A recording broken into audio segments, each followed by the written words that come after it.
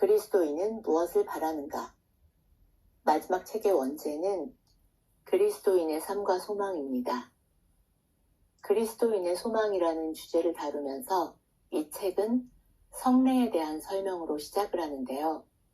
성례라니? 세례라면 모를까? 저에게도 낯선 단어입니다.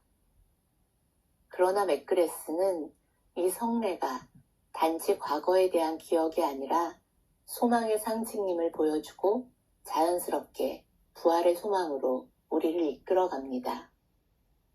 그는 이 마지막 책의 서문에서 그가 어떤 것을 정말로 이해했는지 시험하는 가장 좋은 방법은 그것을 일상 언어로 설명할 수 있는지에 달렸다 라는 루이스의 말을 빌려옵니다. 사실 신약 성경이나 신조에는 특별히 성례라는 단어가 등장하지 않는다. 그러나 맥그레스는 믿음의 삶에서 성례가 차지하는 위치를 다루지 않고는 기독교 신앙에 대한 책을 시리즈로 쓸 수 없다고 말한다. 유월절은 출애굽을 기억하는 것이고 이스라엘의 과거에 대한 기억이자 미래에 대한 소망에 초점이 되었다.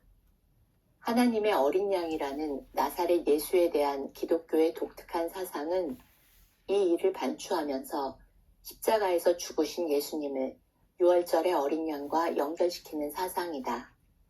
따라서 유월절은 기억과 기대를 동시에 의미한다. 그런 기억과 언약의 표시로 이스라엘 민족은 할례를 받았는데 신약 성경에서 성별에 관계없이 모든 신자와 하나님 사이에 새 언약의 표지로 세례가 주어진 것이 그토록 중요한 이유다. 하나님의 백성이 되었다는 이 언약의 표지는 하나님 앞에서 남자와 여자의 근본적인 평등을 확언한다. 그러나 여기서 요점은 세례를 죄에서 정화되어야 하는 인류의 상징으로 보았던 요한에게 예수님이 세례를 받으셨다는 사실이다. 이것은 하나님이 나사렛 예수 안에서 죄를 용서하신다는 것을 확인함과 동시에 그 용서가 인간에게 필요했다는 사실이다. 세례의 상징에는 또 다른 면이 있는데 세례는 출애굽 사건을 상기시킨다. 따라서 세례는 위대한 구원 행위를 상기시키며 또한 나사렛 예수의 죽음과 부활을 통해 성취된 더 큰 구원을 예고한다. 믿음의 여정은 한편으로는 기억, 다른 한편으로는 기대에 의해 유지된다. 세 개의 복음서인 마태, 마가, 누가복음에서는 마지막 만찬을 유월절 식사로 표현한다. 이것은 역사적 기억과 연결되어 있으며 또한 앞으로 올 어린 양의 결혼잔치에 참석하는 것을 기대하는 것으로 여겨지기도 한다. 신자들은 자기 신앙의 토대가 되는 사건을 돌아보는 동시에 새 예루살렘에서 마지막으로 성취될 미래를 내다보도록 초대받았다. 맥그레스가 보여주는 성례에 관한 이야기들은 유월절에 대해서 알지 못한 채 예수님의 어린 양의 이미지를 그릴 수 없고 홍해 사건의 역사를 제외하고 세례의 의미를 제대로 해석할 수 없기에 성찬과 세례의 의미를 다시 살펴 나사렛 예수의 삶과 죽음과 부활을 이해하도록 이끌어간다. 신조는 우리 신앙의 기초가 되는 중요한 주제와 사건들을 제시하는 기독교의 이야기다. 이 신조의 마지막에서 죽은 자의 부활과 오는 세상의 생명을 내다보는 것, 혹은 기대하는 것에 대한 확신을 이야기한다. 그렇다면 이러한 사상의 의미는 무엇인가? 왜 그것이 그토록 중요한가? 그리고 그것은 어떻게 믿음의 여정을 가는 우리에게 양분을 주고 우리를 지켜주는 것일까? 복음서는 나사렛 예수와 일반 사람들과의 만남을 여러 차례 묘사하는데 이런 만남은 지치고 혼란스럽고 거절당하고 상처 입은 개인들의 삶을 변화시켰다. 그러나 이러한 만남은 예수님이 지상에서 사신 기한에만 국한되지 않고 부활 후에도 그리스도께서는 사람들을 만나셨고 그들을 변화시켰다. 누구든지 그리스도 안에 있으면 새로운 피조물이라는 바울의 유명한 고백처럼 바울 역시 교회의 박해자였다가 이방 세계 교회를 대표하는 가장 중요한 사람 중 하나로 극적인 변화를 이루었다. 그러나 바울의 경험은 개인적 변화의 범주를 넘어선다. 하나님이 이 세상을 대하시는 방식, 특히 이방인을 대하시는 방식에 대한 그의 이해가 완전히 달라졌기 때문이다. 바울에게 나사렛 예수께서 부활하셨다는 사실은 예수님이 오랫동안 기다렸던 메시아, 바로 이스라엘의 소망과 열망을 충족시켜줄 분이 오셨다는 증거였다. 우리는 누구나 실패할 때가 있다. 그러나 그 실패가 영적인 부흥으로 이어지는 경험 또한 우연이 아니다. 그래서 우리는 실패를 우리의 경력이나 인생의 끝으로 보기보다는 하나님의 경종으로 본다. 실패는 우리가 배우게 도와주고 더 강하고 나은 사람이 되게 도와준다. 실패를 통해 변화된 이야기는 너무도 쉽게 간과되는 부활이라는 소망의 한 측면만을 부각시킨다. 그것은 앞으로 겪을 죽음 앞에서의 소망일 뿐만 아니라 우리 자신의 실패와 연약함 앞에서의 소망이다. 맥그레스 역시 처음에는 부활이 자신에게 개인적으로 의미하는 바가 무엇인지 알아보기보다 부활의 역사성을 확인하는 데 더 관심이 있었다.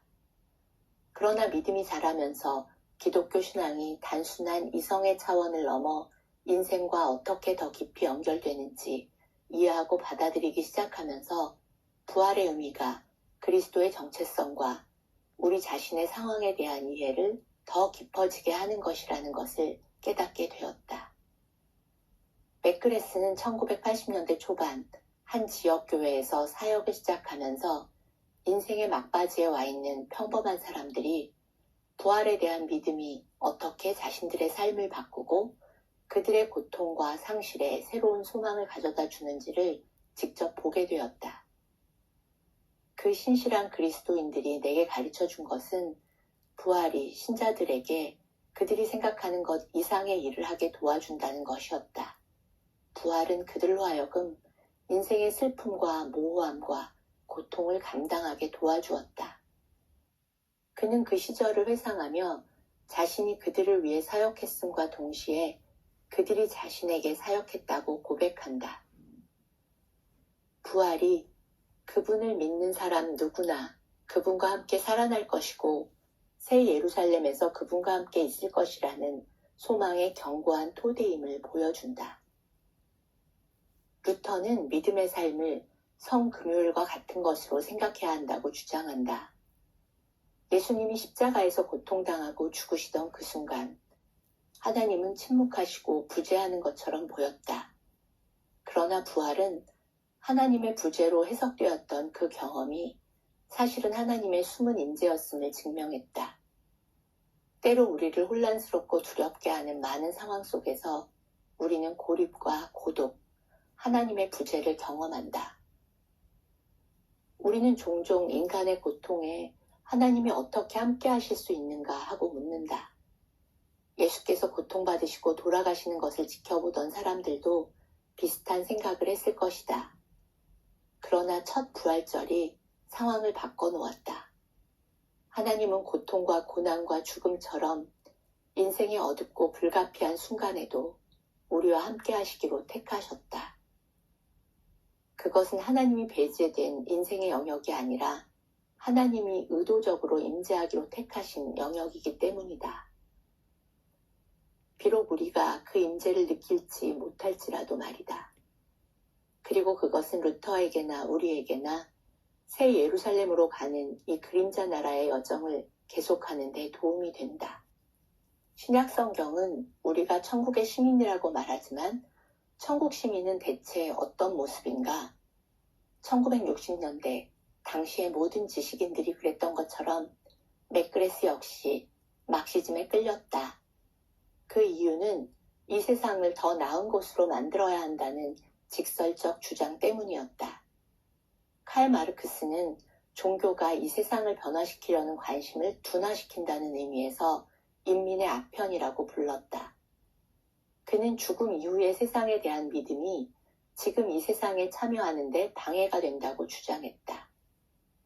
그러나 그는 천국에 대한 기독교의 비전이 이 세상을 변화시킬 수 있는 틀과 동기를 모두 제시한다는 매우 중요한 요점을 제대로 이해하지 못했다. 진실로 천국을 믿고 소망하는 그리스도인들은 이 땅을 천국으로 만들기 위해 사회활동, 의료연구, 구호활동 등에 자신의 전생애를 바쳤다.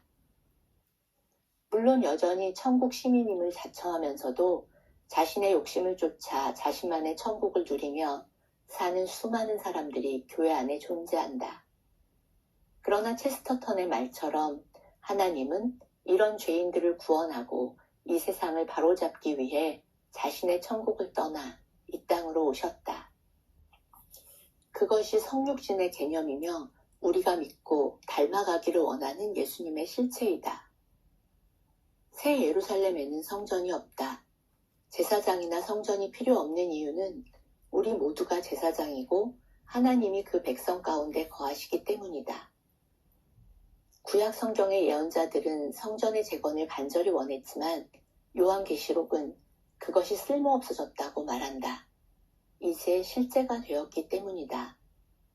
이러한 천국의 이미지는 바울의 신학의 주요 주제와 밀접한 연관이 있다. 그는 땅의 일을 생각하는 사람과 하늘의 시민권을 가진 사람을 구분하는데 바울은 로마의 시민권이 있었기 때문에 시민의 특권을 잘 알았다.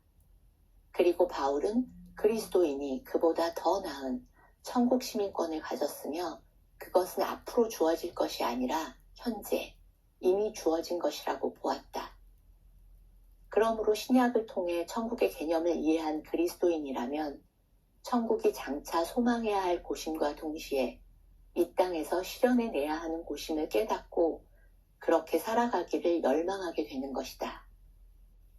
제1차 세계대전 당시 보병대 장교로서 이 끔찍한 대학살 가운데 하나님은 과연 어디 계시는가 라며 절망했던 무신론자 C.S. 루이스 역시 이 세상의 어떤 제도나 경험으로도 설명할 수 없는 자신 안의 열망을 발견하면서 자신이 다른 세상을 위해 창조되었음을 깨닫게 된다.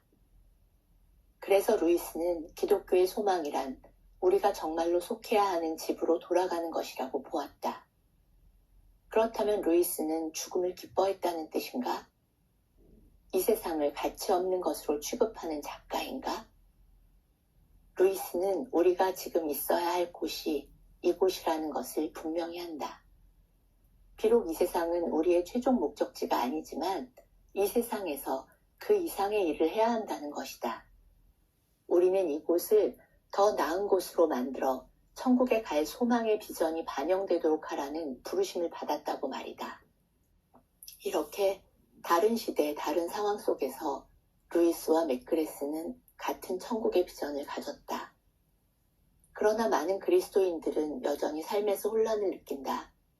지금 우리가 사는 세계와 우리가 언젠가 들어갈 것이라고 믿는 보이지 않는 세계 사이에서 말이다. 우리는 믿음과 소망을 갖고 부활하신 예수님이 우리보다 앞서가신 그 천국에 우리의 참 운명이 있다는 확신으로 이 세상을 살아간다.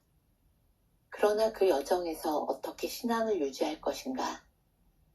지나치게 천국에 집착하거나 이 세상의 일에 너무 매몰되어 천국의 소망이 일상의 염려에 파묻히는 것을 피할 방법은 무엇일까?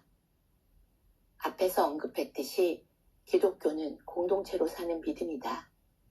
인생의 여정 동안 동료들이 우리를 지켜주고 믿음이 자라도록 도와준다. 히브리서는 독자들에게 그리스도께 눈을 단단히 고정시키고 인생의 경주를 감내하라고 한다. 존 스토트는 믿음의 여정이란 우리의 신앙을 탐험하는 것이라고 말한다. 믿음의 지적 풍요는 우리를 붙들어주는 능력으로 불가피하게 만나는 도전과 실망을 감당하게끔 돕고 격려한다. 기독교의 제자도는 우리가 만나는 도전과 기회들 앞에서 그리고 신앙을 시험하는 인생의 길에서 형성된다. 그래서 우리가 소망 가운데 여행하는 것이 그토록 중요한 것이다. 우리는 왜 인간이 더 깊은 무엇을 갈망하는지, 그리고 어떻게 그것을 하나님에게서 찾을 수 있는지 이해하는데 도움이 되는 인간 본성에 대한 기독교의 독특한 이해 방식을 살펴보았다. 교리는 중요하다. 그것이 기독교 신앙의 핵심은 아니지만 우리의 신앙에 대해 생각해 볼 수 있게 하고 교회 밖의 사람들에게 기독교 신앙의 핵심 주제에 대해 설명할 수 있는 틀을 제공한다.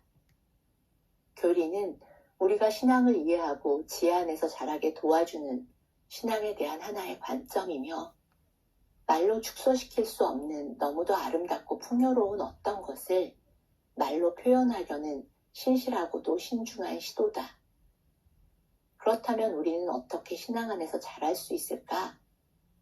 우리는 누구나 우리로 하여금 생각하게 도와주는 나이가 많고 지혜로운 영혼의 친구들이 필요하다.